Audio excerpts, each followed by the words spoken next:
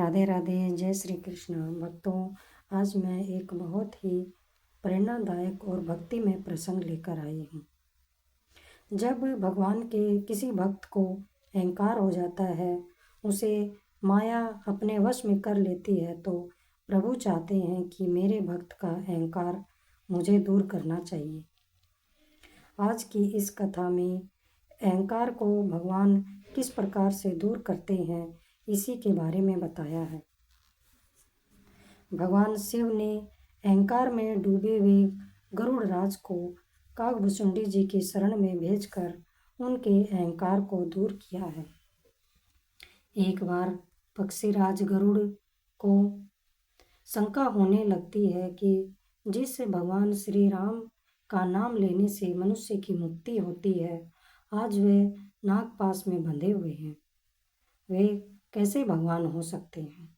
इसी शंका के निवारण के लिए वह कैलाश पर्वत पर विराजमान भगवान शिव जी के शरण में जाता है और उनसे इस विषय में प्रश्न करता है कि जब वह महर्षि नारद के कहने पर श्री राम और लक्ष्मण को नागपाश से मुक्त करने लंका गया था, तो वहाँ नागपाश में बंधे श्री राम मरणासन अवस्था में थे।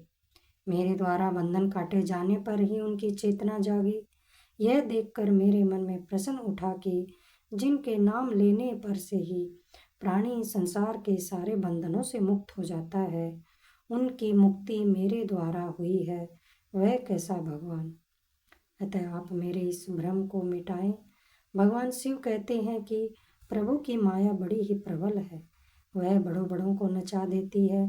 इस भ्रम को मिटाने के लिए आपको दीर्घ काल तक ऐसे सत्संग की आवश्यकता है जहाँ राम कथा की गंगा बहती हो। भगवान शिव दोहे पढ़ते हुए गरुड़ को सुमेरु पर्वत की उत्तर दिशा में नीलगिरी पर्वत पर स्थित सरोवर के पास श्री राम के परम भक्त महात्मा काकभुसुंडी के शरण में जाने का सुझाव देते हैं, जहाँ पर देवता, गंधर्व, किन्नर, ऋषि, मुनि, पक्षियों और अदृश्य रूप में राम कथा सुनते हैं। पक्षीराज गरुड़ नील पर्वत की ओर उड़ान भरते हैं। उनकी उड़ान से वेदों की ध्वनि निकलती है। यह देखकर माता पार्वती के प्रसन्न करने पर भगवान शिव कहते हैं कि प्रभु की माया बड़ी ही प्रबल है, मैं भी उनका कल्याण कर सकता था, लेकिन आगे भेजने के उसके दो कारण हैं। पहला तो यह कि उसके अभिमान को तोड़ना आवश्यक था। वह पक्षियों के राजा हैं और कौआ को चांडाल पक्षी कहा गया है। जब वह काकभुसुंडी के आगे नतमस्तक होगा तो उसका अभिमान स्वयं ही नष्ट हो जाएगा। और दूसरा कारण, जहाँ काकभुसुंडी का वास है, उसके चारों ओर 1 योजन तक प्राणियों में नास्तिकता, हिंसा और अज्ञान नहीं रहता है। जब गरुड़ वहाँ जाएंगे तो उनके मन से माया, अहंकार, अज्ञान सब उसी क्षण दूर हो जाएंगे।